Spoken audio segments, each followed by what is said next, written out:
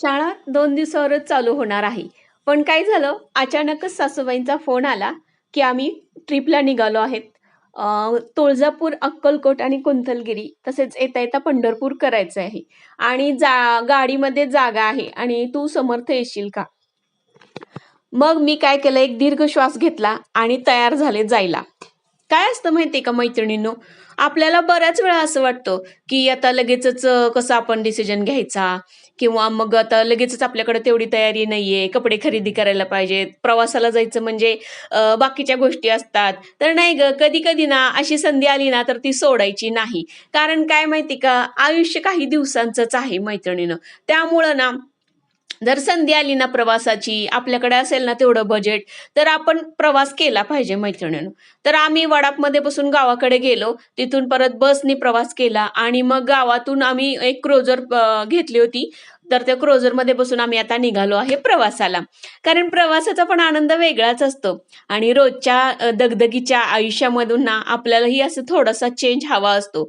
तर बरेच जण आहेत, छोटी मुलं पण आमच्याबरोबर आहेत. आणि त्याला पण मी सोबत घेतलं होतं. चल म्हटलं जागा आहे तर आपण पण जाऊया. तिची पण ऑफिसमधून सुट्टी मिळणार नव्हती. तिला म्हणलं ट्राय तर कर, बघ तर मिळेल आणि तिलाही सुट्टी मिळाली. तर अनिताही आमच्याबरोबर आली. प्रवास करत आम्ही अक्कलकोटच्या स्वामी समर्थांच्या मंदिरामध्ये पोहोचलो. मंदिरामध्ये एवढी गर्दी होती, एवढी गर्दी होती, अक्षरशः घुसमट होत होती आणि सगळेजण घामेघूम झाले होते. फॅन तर चालू होते, पण फॅनची क्षमता जी होती ना, म्हणजे फॅन कमी होते संख्येने आणि जेवढे भक्त आले होते ना, ती भक्तांची संख्या खूप होती. अक्षरशः बघू शकता प्रत्येकाच्या चेहऱ्यावर अक्षरशः घामाने भरलेला आहे. पण भक्तीचा आनंद मात्र प्रत्येकाच्या चेहऱ्यावर दिसतो आहे. कारण कितीही आपण दगदग करून आलो, तर त्या मंदिरामध्ये आल्यानंतर आपल्याला एक वेगळंच समाधान मिळतं. दर्शन घेऊन आम्ही एका झाडाखाली थांबणार होतो. तर असं एक सुंदर असं इथं शेड होतं. ते शेड बंदच होतं म्हणजे तिथं कुठल्याही प्रकारचा बिझनेस वगैरे नव्हता. तो थांबलेला होता. तर त्या शेडमध्ये, रिकाम्या शेडमध्ये आम्ही अशी छानपैकी अंगत-पंगत बसवली आणि आम्ही घरूनच येताना स्वयंपाक घेऊन आलो होतो. दसमी, कालवलेला भात, झुणका, शेंगदाण्याची चटणी, बऱ्याच जणांनी मिरचीची चटणी आणलेली. तर अशी अंगत-पंगत बसून आम्ही जेवण करायला बसलेलो आहे. खरंच खूप छान वाटतं अगं मैत्रिणींनो. कधीतरी असं वेगळं आयुष्य आपण पण जगायला हवं. रोजच्या दगदगीच्या आयुष्यामध्ये आपल्याला खूप टेन्शन येतं. तर जेवण झाल्यानंतर आम्ही पुढच्या प्रवासाला निघणार आहोत. सगळेजण खूप भुके आलेले होते. त्यामुळे सगळेजण जेवणावर ताव मारत आहेत. तर म्हटलं आता आपणही जेवण करावं. सुंदर असं प्रत्येकाने एकमेकाच्या वस्तू एकमेकाला दिलेल्या आहेत आणि छान असं आम्ही जेवण केलं मैत्रिणीनं. खरंच खूप छान वाटलं.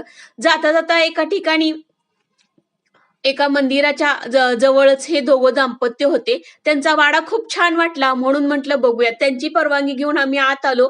त्यांचा स्वभाव खरंच खूप छान होता. त्यांची ओळख-पाळख नसताना त्यांनी आम्हाला आत घेतलं, थंडगार पाणी दिलं आणि मी त्यांच्या वाड्याचं थोडंसं शूटिंगही केलं. मैत्रिणींनो, प्रवास पुढे चालूच होता. मग तुळजापूर मंदिरामध्ये आम्ही येऊन पोहोचलेलो आहे.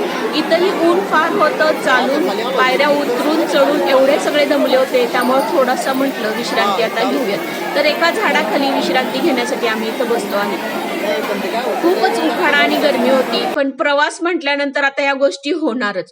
प्रवास असा पुढेच चालू राहिला. अक्कलकोट स्वामी समर्थांचं दर्शन झालं, तुळजापूरचं दर्शन झालं आणि आता थोडे-थोडे प्रत्येकाच्या चेहऱ्यावर असा थकवा जाणवत होता. कारण प्रवास म्हटल्यानंतर थकवा तर येतोच. पण मनात मात्र उत्साह होता. शेवट करत आम्ही कुंथलगिरीमध्ये पोहोचलो. इथे डोंगरावरचं वातावरण बघू शकता खूपच सुंदर असं आहे. आभाळ असं भरलेलं आहे म्हणजे आता थोड्या वेळात पाऊस येईल असं वाटतंय. पण वारा सुटलाय त्यामुळे येईल का नाही शक्यता कमी आहे. पण वातावरण खरंच खूप छान वाटतं आणि प्रवासातला जो थकवा होता तो आता गेलेला आहे आणि सुंदर अशा वाऱ्यामध्ये, सुंदर अशा वातावरणामध्ये आम्ही थोडंसं फोटोशूट केलं, थोडेसे व्हिडिओ काढले.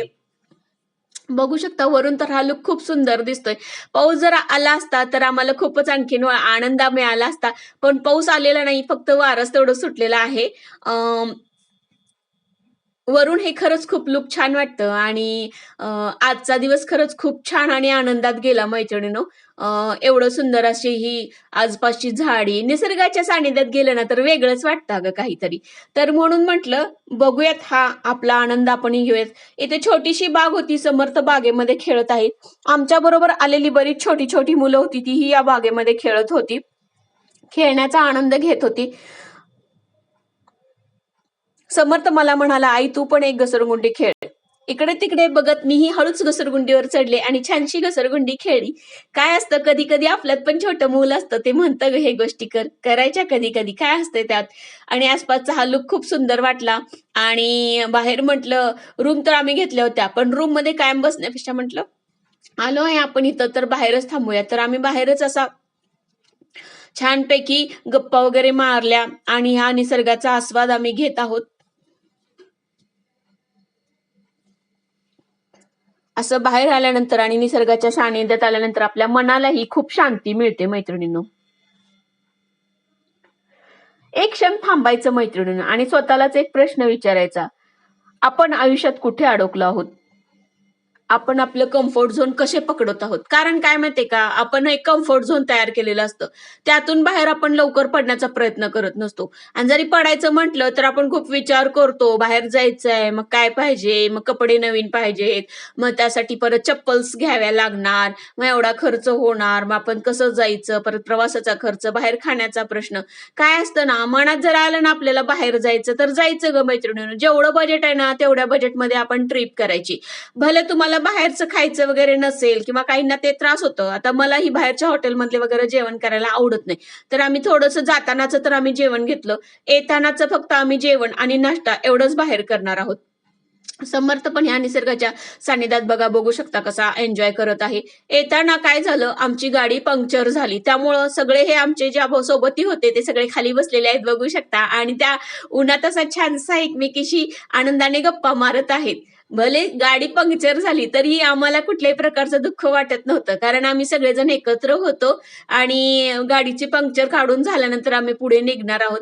असा प्रवासात कधी-कधी तर या समस्या येतातच मैत्रिणींनो. त्याचा एवढा विचार करायचा नाही. रोजच्या आयुष्यात आपल्याला एवढी वेगवेगळी संकट येतात. तर ह्या प्रवासात तर येणारच. काय असतं क्षणात आपण आत्ताच्या ह्या क्षणात जगलं पाहिजे म्हणजे आपलं मन आनंदी राहतं. मग मुलं ही बऱ्याच प्रकारची इकडून-तिकडं उन्हानं त्यांना त्रास होत होता. कधी जायचं करत होते. म्हणून मी माझ्या पर्समध्ये एक छोटासा कागदाचा तुकडा होता.